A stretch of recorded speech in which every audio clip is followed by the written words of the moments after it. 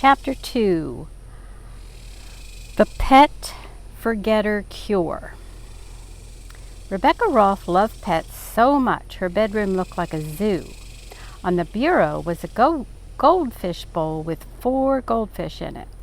On the bedside table was a dish filled with rocks under which lived 2 turtles. In a can on the desk were 27 tadpoles. In the planter lamp on the desk lived a chameleon. On Rebecca's pillow lay a large gray cat. Under the bed was a basket with 4 kittens in it. Also under the bed was an English setter who snored. On the foot of the bed slept a Scottie. Then in the backyard Rebecca had 2 guinea pigs, a Belgian hare, a baby robin, 4 white mice, and a bantam rooster.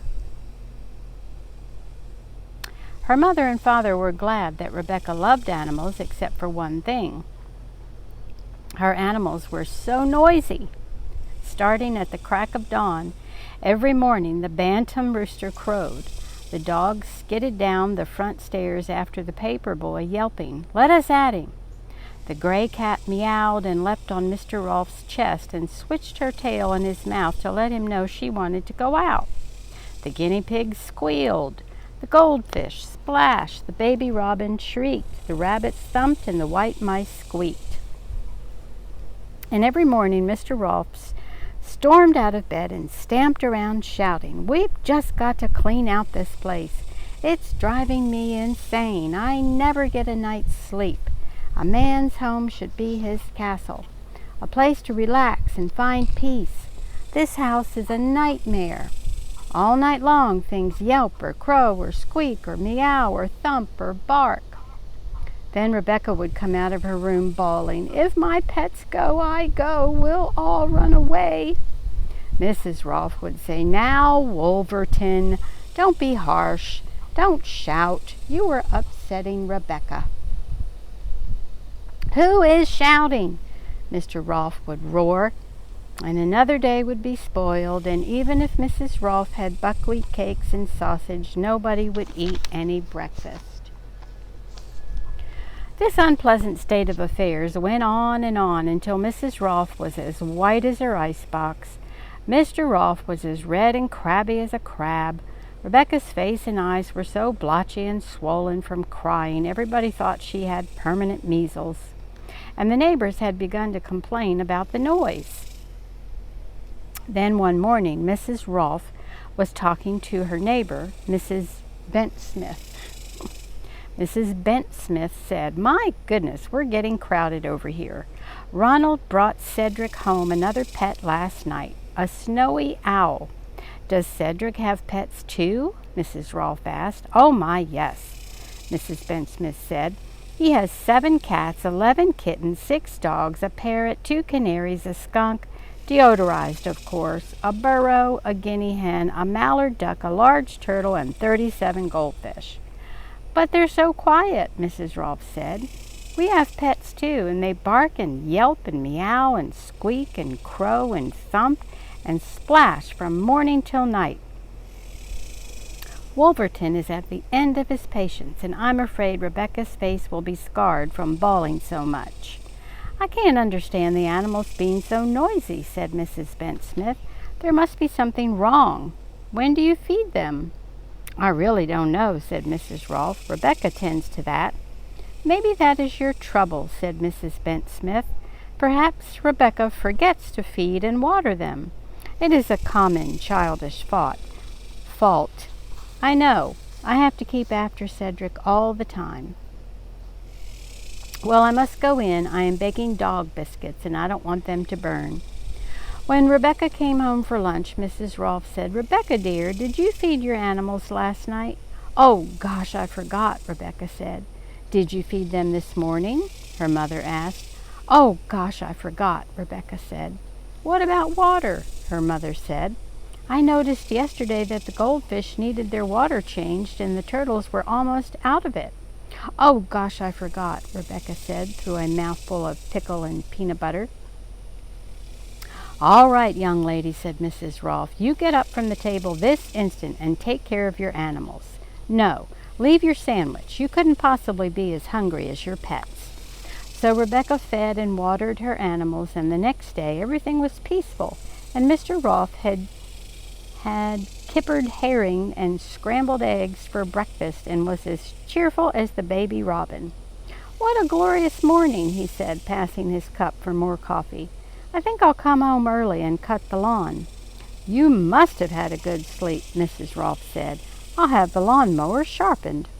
"Oh, don't bother until I see if I can get off," said Mr. Rolfe quickly. "Where's Rebecca?"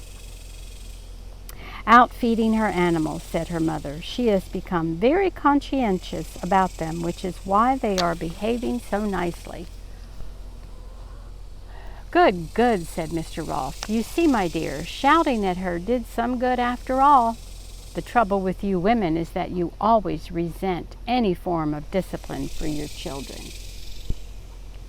"Discipline, my dear, makes men great. Show me a man who has had firm discipline, and I'll show you a great man.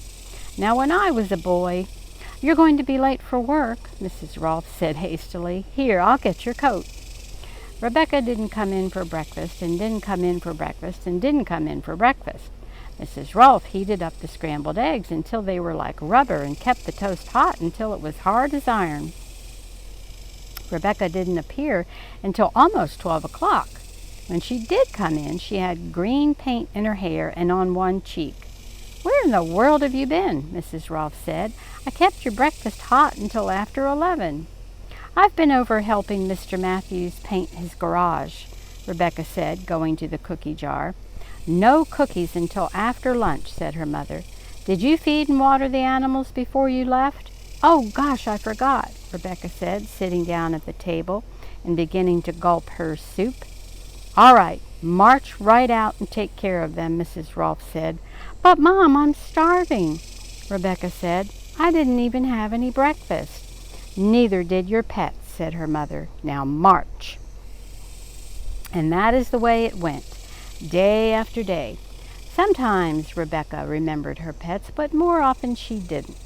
At her bridge club, Mrs. Rolfe was so nervous and upset she couldn't even eat, although Mrs.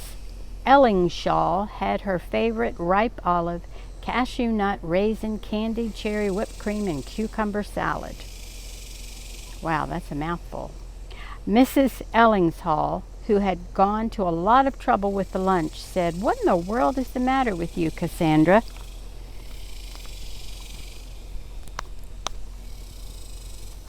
Sorry, an ant just bit me.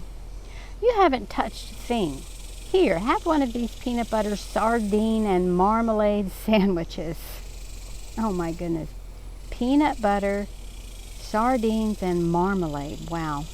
I don't think that's a sandwich I would like to eat. They're your favorites. "No, thank you, Emily," said Mrs. Rolfe listlessly. "I'm just not hungry." "Are you sick?" asked Mrs. Foghorn. "Oh, no," said Mrs. Rolfe. "Are you and Wolverton having trouble?" asked Mrs. Sharp. "Oh, heavens, no," said Mrs. Rolfe. "Of course, not even the Secretary of the United States Treasury could keep a budget the way Wolverton wants it, but we get along, especially as long as I give in to him." "You poor thing," said Mrs. Mousetrap. "Although I don't know why I say poor thing to you when I have to put up with Evinrude day after day." "What is the trouble, Cassandra?" asked Mrs. Ellingshall. "You can tell us. We're your best friends, and you know we'll never breathe a word of it." "Well," said Mrs. Rolfe, "it's Rebecca. She has about 10 million pets, and she forgets to feed them, and they squeak and bark and yelp and meow and thump and splash and keep us awake all night. I've yelled at her until I'm hoarse, and still she forgets. I'm just at my wits' end." "The thing for you to do," said Mrs. Ellingshall, "is to call Mrs. Pigglewiggle." "But I thought she had moved out of town," said Mrs. Rolfe. "She has," said Mrs. Ellingshall. "She moved to a farm, but it is only a little way out, and anyway, she usually has the children stay with her until they are cured." "Why don't you go and call her right now?" said Mrs. Mousetrap. "Yes, call her right now," said Mrs. Ellingshall, "and then you will feel like eating some of my delicious dessert. I made a chocolate, walnut, whipped cream, banana, devil's food, coconut, peanut brittle, frozen custard." "Oh, yummy," said all the women. Mrs. Rolfe left the table to call Mrs. Piggle-Wiggle. "Why, Rebecca Rolfe," said Mrs. Piggle-Wiggle on Friday afternoon, "you've grown so big I hardly recognized you, and you're very pretty." "I'm still a tomboy, though," said Rebecca. "I'm the pitcher for the neighborhood baseball team. I was tackle on our football team, and I can spit through my front teeth." "Good for you," said Mrs. Piggle-Wiggle. "How would you like to learn to milk a cow?" "I'd love to," said Rebecca, "and I like to pitch hay and clean out the barn and curry the horse." "Well," said Mrs. Rolfe, "it seems to me that Rebecca will be very happy here." "How long can I stay?" asked Rebecca. "How about 2 weeks?" said Mrs. Piggle-Wiggle. "Oh, boy, can I, Mom?" asked Rebecca. "It is 'May I, Mother?'" said Mrs. Rolfe, "and the answer is yes." "Oh, goody," said Rebecca, giving her mother a hug. "Well, I guess I better go down to the barn and make friends with the animals. Goodbye, Mom." "Goodbye, darling," said Mrs. Rolfe with tears in her eyes. Mrs. Piggle-Wiggle said, "Now don't worry, Mrs. Rolfe. Rebecca and I are old friends and we'll get along beautifully." "I know you will," said Mrs. Rolfe, sniffing, "but I'm lonely for Rebecca already." She got in her car and drove away. Rebecca waved at her from the hayloft door. All animals know when somebody loves them and is not afraid of them, and Mrs. Piggle-Wiggle's animals adored Rebecca immediately.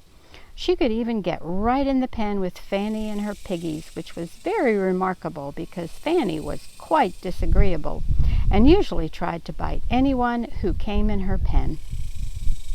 Lester, Wag, and Lightfoot, of course, loved her and followed her all over the farm. Even Warren, the gander, wasn't too nasty to her and only hissed when he was a long way off.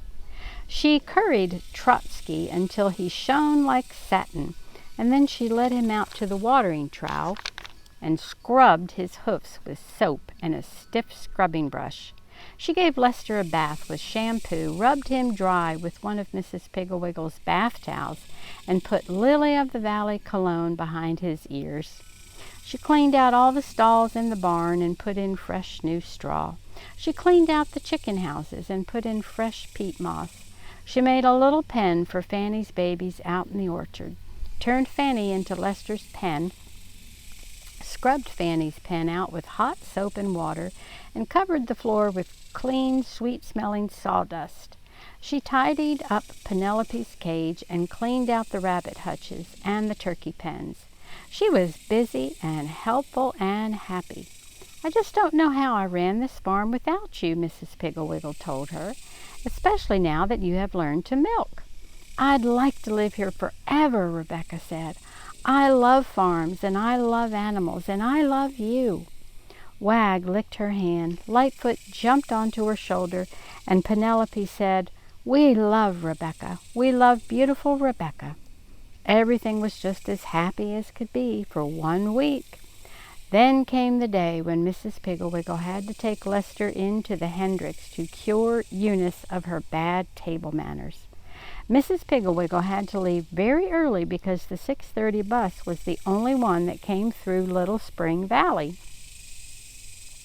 She told Rebecca that she would try to be home before dark. Rebecca said, "Don't worry, Mrs. Piggle-Wiggle. I'll feed the animals and milk Arbutus. Shall I turn Trotsky into the south pasture with the sheep?" "That would be fine," said Mrs. Piggle-Wiggle. "And don't forget Heather's calf meal, and be sure the baby chicks and ducklings and goslings are in before dark.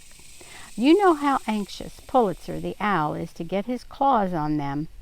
Oh yes, there is a pail of sour milk in the cellar to mix with Fanny's food. Well, I guess I'd better be off or I'll miss my bus. Come, Lester." Rebecca hugged and kissed Mrs. Piggle-Wiggle and Lester and waved at them until her arm ached. Then she started down to the barn. She was just going to turn on the water in the watering trough when she heard a funny noise down by the oat field. It was kind of a chug, chug, chug, like a steam engine. She strained her eyes, but she couldn't quite see because the chicken house was in the way. So she ran to the top of the hill, and a big maple tree was in the way. Finally, she ran all the way down to the oat field. Still, she couldn't see anything. So she ran through the oat field until she came to the line fence. And there, just beyond in Mr. Larson's wheat field, was a big red tractor standing still and puffing. "Hi there," called Rebecca to the tractor. "Hi," answered a voice from the back wheel. "I've lost a pin somewhere. Do you want to help me look for it?" "Sure," said Rebecca. "What kind of a pin? Safety or straight?" A big tall man stood up and laughed. He said, "It's a cotter pin, sort of a nail with 2 prongs on it." "Oh, I know," said Rebecca. "There's one on my bike. I fix my bike all the time." "Good for you," said the man. "My name is Nels Larson. What's yours?" "Rebecca Rolfe," said Rebecca. "I'm visiting Mrs. Pigglewiggle." "That's fine," said Nels. "She's a very nice woman. I'm going to cut her oats for her when they are ripe." "Can I help you?" asked Rebecca. "You sure can," said Nels. "Now let's look for that pin so I can finish my disking." After almost half an hour of looking, Rebecca found the pin, and as a reward, Nels let her ride on the tractor with him. At lunchtime, he took her home to his house, and Mrs. Larson gave her hot, fresh bread, chicken and dumplings, and wild blackberry pie. She had a wonderful time, but she had forgotten all about Mrs. Pigglewiggle's animals. Arbutus was bawling in her stall, waiting to be milked and fed. Trotsky stood in his stall, whinnying to be fed and let out to pasture. Fanny and her piggies all squealed and grunted for their breakfast. The chickens cackled, and Egbert shrieked, "Breakfast!" at the top of his voice. Warren and Evelyn Goose and Millard and Martha Mallard brought their babies over to the watering trough for a swim, but there was no water. Rebecca had forgotten to turn it on. Lightfoot meowed in the barn door, but her saucer stayed dry. Wag barked and barked and barked, but nobody filled his water dish. Georgette, Layette, and Paulette brought their babies up by the back porch to see why Mrs. Pigglewiggle hadn't thrown them any grain, and why they didn't have any water. Heather bawled and bawled for her breakfast, and Clematis and her lambs came clear up from the south pasture to see what was the matter. Over at the Larsons, Rebecca shouted, "Giddy up, Charlie," as she guided the old white horse between the rows of potatoes. She was covered with dirt and perspiration, and her face was as red as a tomato, but she was having a wonderful time. It was almost 6 o'clock when Nels finally told her that she'd better bring Charlie in for supper. "Supper? Oh my gosh," said Rebecca. "Oh my gosh, I forgot to feed the animals, and I forgot to milk Arbutus, and I forgot to turn Trotsky into the pasture. Oh, what will I do?" "You'd better run home as fast as your legs can carry you," said Nels. "It sounds to me as if you're in trouble. Listen." Through the still evening air across the rolling green fields from Mrs. Pigglewiggle's farm came all kinds of loud cries for food. "Food!" bellowed Arbutus. "Moo!" cried Heather. "Oh, oh, oh, oats!" whinnied Trotsky. "Gawk, gawk, gawk, grain!" cackled the hens. "Water!" bleated the sheep. "Meow, meow!" whined Lightfoot. "Food, food, food!" barked Wag. "Feed me, feed me, feed me!" shrieked Penelope. "She forgot our food! She forgot our food!" crowed Egbert. "Lunch, lunch, lunch, lunch!" grunted Fanny. "Feed me, feed me, feed me, feed me, feed me, feed me, feed me, feed me, feed me, feed me, feed me, feed me," squealed the 14. Bless me, piglets. "Wee, wee, weet," whistled the turkey poults. "We want to gobble, gobble, gobble, gobble. We want to gobble, gobble, gobble," said Tom. "Shames, shames," said Warren Gander. Come back, called Martha and Millard Mallard. Rebecca hung her head. "I'm so ashamed," she said. "I forgot my friends." "Well, being ashamed won't help," Nels said. "Just hurry along home and feed them." "Goodbye, Nels," Rebecca said. "It was awfully nice of you to let me ride the tractor and steer your horse." "It was a pleasure," Nels said. "Come over any time." Like a swallow, Rebecca darted through the potato patch, across the wheat field, squeezed under the barbed wire fence, tearing the right leg of her jeans, across the oat field, over the little hill, past the chicken house, and into the barn. The noise in there was deafening. Wag saw her first. He dashed down from the house, raced through the door, and ran between her legs, knocking her flat. Then, instead of licking her face in apology, he stood and growled at her. She said, "Oh, Wag, please forgive me. I'm truly sorry. I didn't mean to forget your food." Coldly, he turned away and went into Trotsky's stall. Rebecca got up, hurried into the feed room, scooped up a lard bucket of mash, and dumped it into Arbutus's feed box. She said, "I'm truly sorry, Arbutus. I'll milk you right away." Arbutus turned her head away. Then Rebecca skittered up the loft stairs and threw down oat hay until Trotsky's manger was full.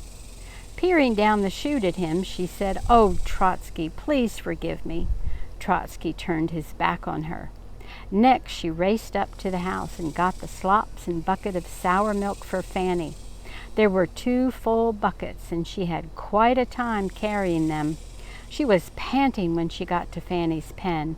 "Here, Fanny, old girl," she said, dumping in the whole bucket of clabbered milk. "Grrr," said Fanny, snapping at her hand.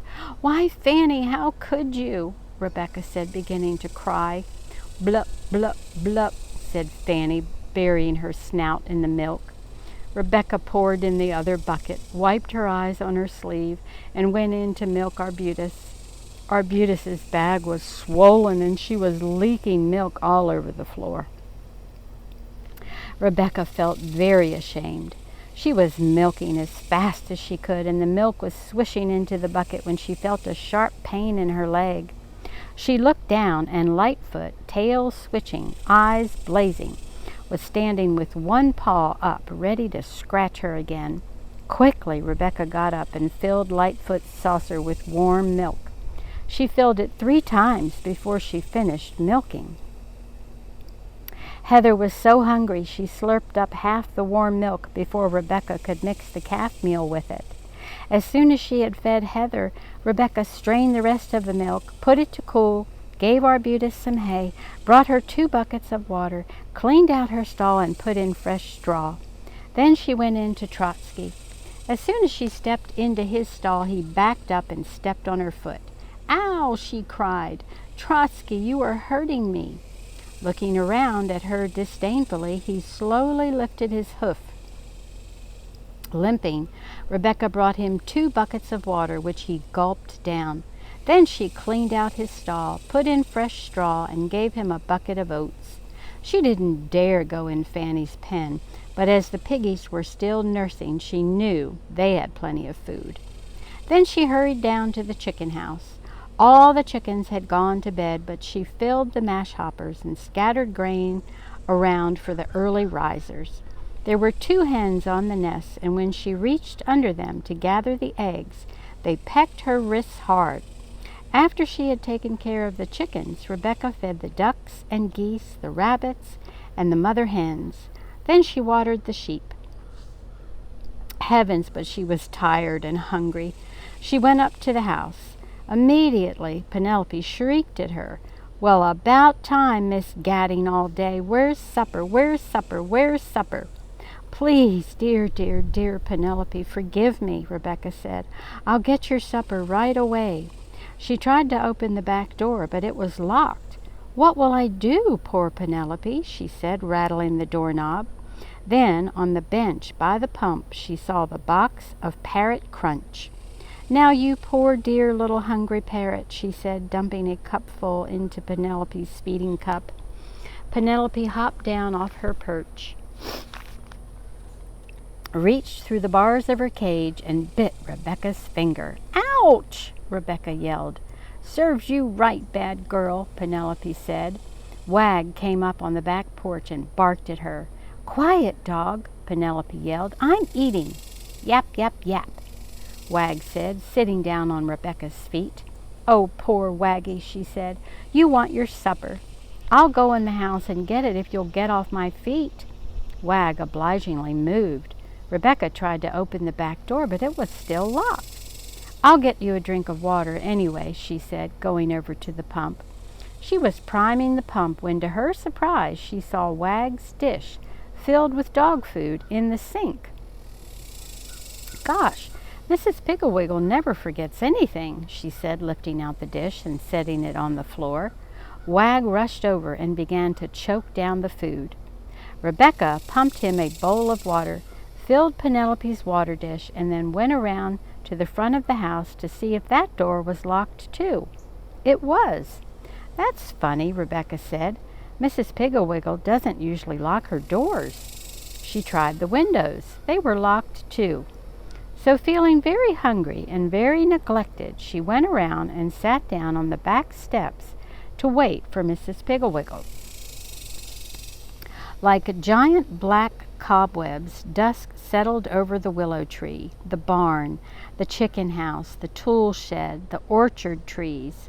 A big yellow moon came up from behind the Larsons' peach orchard. In the swampy place down the lane, a million little frogs began to trill. The animals were all quiet now. Except for the frogs, everything was quiet. Quiet and lonely. 2 large tears rolled out of Rebecca's nice brown eyes and slid down over her rosy cheeks. Wag came over and lay down beside her. Burying her head in his fur, she said, "I'm hungry and lonely, and I think Mrs. Pigglewiggle has forgotten all about me." Turning his head around, Wag licked her cheek, which only made Rebecca feel more sorry for herself and cry louder. Then suddenly the quietness of the night was shattered into a million pieces. The ducks began to quack. The geese honked. Layette, Paulette, and Georgette shrieked hysterically. Wag barked. Trotsky neighed. Lightfoot meowed. "What is it? What's the matter?" Rebecca said to Wag. "It's Pulitzer the owl," Penelope said, yawning. "He's after the baby chickens, or the goslings, or the ducklings. There he goes past the moon. He can't do any harm, though. All the babies are shut up." "Oh, no, they aren't," said Rebecca, jumping off the porch. "Oh, here he comes. Shoo, shoo, Pulitzer. Go away, you bad owl," she shouted, grabbing the broom and running down to the willow tree where all the commotion seemed to be. Down Pulitzer swooped, as quiet and dark as a shadow. He was heading right for the goslings. His wicked claws were opened, ready to snatch up one of the small, downy bodies. Running so fast she was almost flying, Rebecca didn't see Warren, who, with wings outstretched, was bravely trying to guard his babies. Rebecca fell right over him and landed with a splash in the watering trough. But as she fell, she managed to clout Pulitzer hard with the broom. He zigzagged for a minute or two, then swooped up to the ridgepole of the barn. After she had scrambled out of the watering trough, Rebecca picked up her broom, herded all the chickens, geese, and ducks into the barn, and shut the door. Then, shaking her fist up at Pulitzer, she said, "You keep away from here, you mean old thing."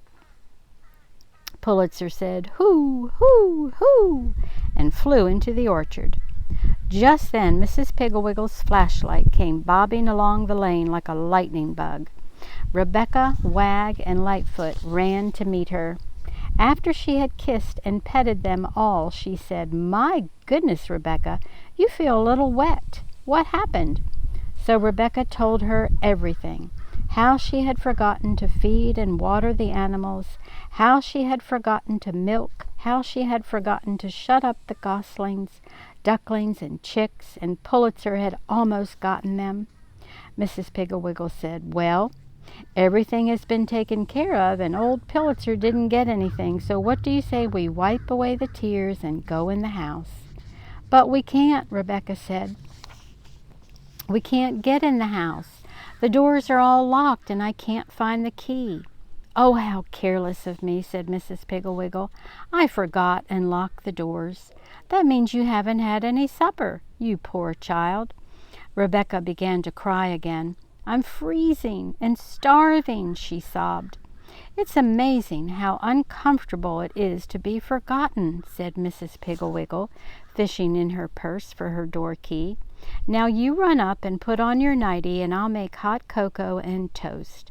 I think there's some cold fried chicken in the pantry, and I know there's some gingerbread." Of course, that was the last time Rebecca ever forgot about a pet.